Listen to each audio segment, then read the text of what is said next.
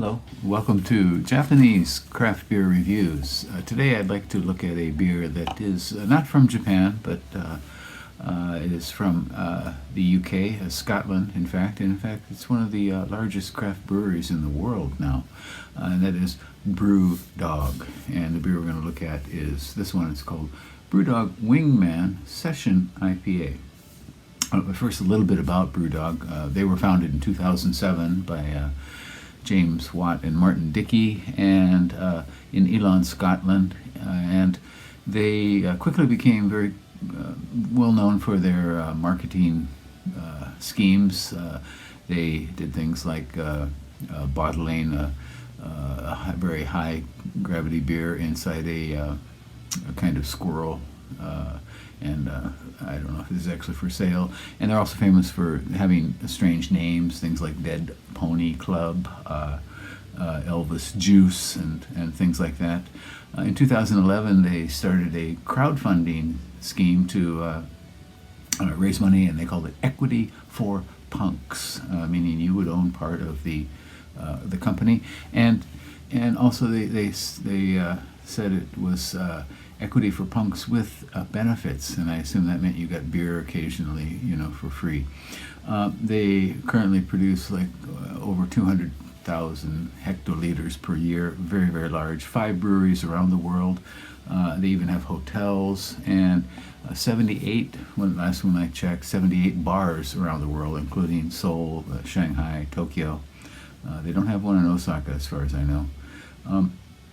And also they became well known for their pursuit of brewing the strongest beer in the world, and they were fighting with a brewery in Germany back and forth. So one would release a beer and the other would top it, and back and forth. So I don't know where that ended up now. I have had a few of them, and they're interesting to have as an experience, but not necessarily good as beers. They also had clashes with CAMRA, the Association for Real Ale in the UK, about whether they should be allowed to enter into the festivals, that CAMRA held. And anyhow, most recently they have become not as famous, but also notorious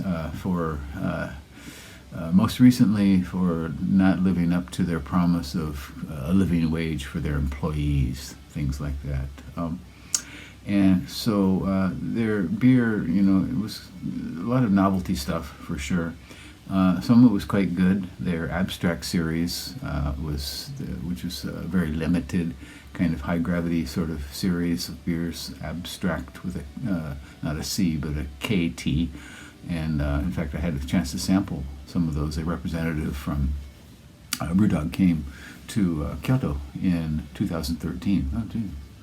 10 years ago, and brought bottles of that. So, and we had a sample of those. Those are great. But since then, they've kind of gone a little bit more mainstream, I think, and their beers don't excite like they used to, which is pretty much the norm for breweries, I think. It's hard to, keep your initial image, your initial hopes up to what they were, and of course, new breweries come along and take the limelight. And so, in any case, enough about BrewDog. Let's get on to the beer. And this is a new one for them, I think. It's called BrewDog Wingman, and it is a session IPA. And they say this will keep you, because it is a session IPA, at 4.3%, which is maybe even a little bit high for a session beer. Usually they tend to be a little bit lower than that. But the point of a session beer is that you can have more than one, or you can have 2 or 3 or 4 or 5, and not get zipped too much. And so 4.3%. I don't know the IBUs. They didn't announce that. And on Rate Beer there were 47 ratings when I checked, and the average is 3.41 out of 5. 58 percentile for all beers on Rate Beer, and 43% for its style, that is session IPA. On tap, 10,985 ratings, and the average was just a little higher, 3.47. And it cost 495 yen where I bought it. that would be $3.31 US terms, and in euros, 3.15. So, craft beer prices tend to be going up. In Japan, I think they are still, somewhat lower than in many countries, but, for things you can buy in the store, not in the bars, but in, cans and bottles and that sort of thing. So, shall we try this one out? They don't really explain the ingredients too much, just water, malted barley, hops, and yeast. And on the side it says, "The eagle has landed," which of course was a code word during World War II. What was that? Was that the announcement of D-Day? I should have checked. In any case, let's see if we can fly with this one or not. It is very, very, very pale pastel yellow with a very slim quarter, maybe 1 centimeter of kind of light frothy foam. You see some carbonation coming through there.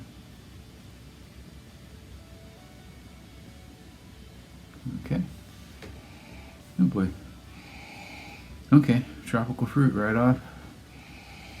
Citrus, maybe citrus peel. Something like maybe light lemon zest. Something earthy too behind there. Something kind of funky. What is it? I'm not sure.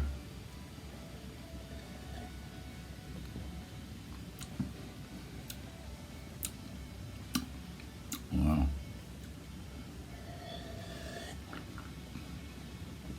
Okay, so light citrusy initial, kind of tingles a bit, very tiny bitterness, something lightly sweet.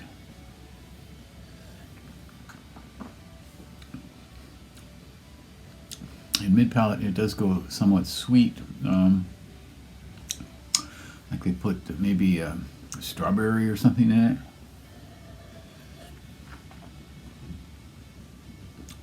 Maybe light peach. But the basic character is definitely citrus.